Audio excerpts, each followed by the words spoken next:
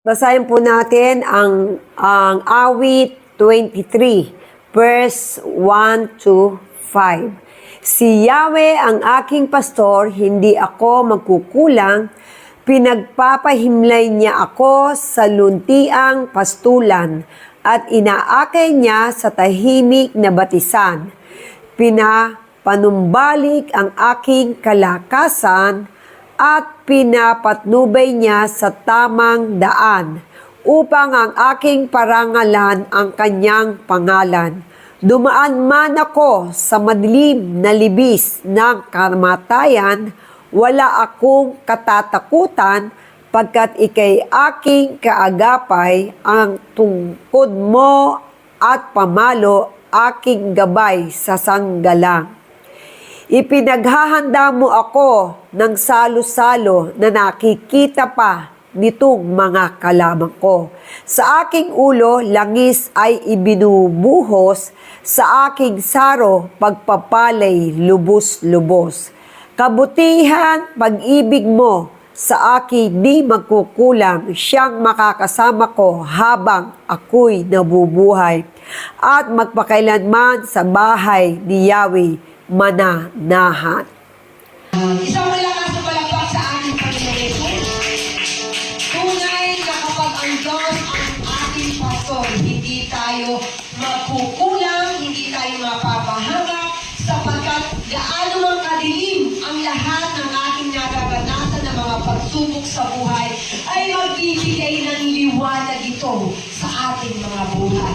Sapagkat ang Diyos ang liwanag ng ating buhay. Tayo po ay magsiyuko bilang paggalang sa ating Panginoong Yesus. Tayo ay manalangin. Panginoong Yesus, ngayong umaga ay lubos-lubos ang aming pasasalamat. Lubos-lubos ang aming pagpupuri sa iyo ngayong araw na to.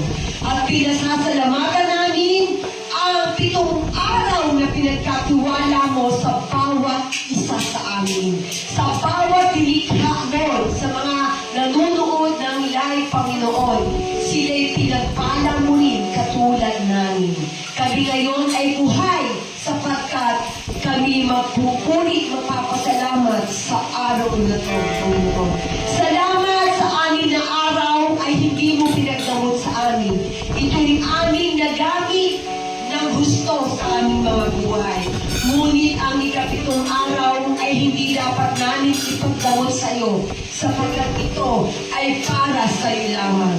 Lord, salamat sapagkat ang isang araw ay para sa iyo. At maraming salamat sa mga kaluluwa na nilikha mo na mayroong pagkaunawa sa iyong utos na mangiring ka tuwing araw ng linggo. Ito ay nakatala, Lord, sa iyong kautusan at dapat namin itong sundin sapagkat tuwing araw ng linggo ang papuri at pasasalamat at pag-awit ay nararapat ibalik sa iyong paanan, Panginoon.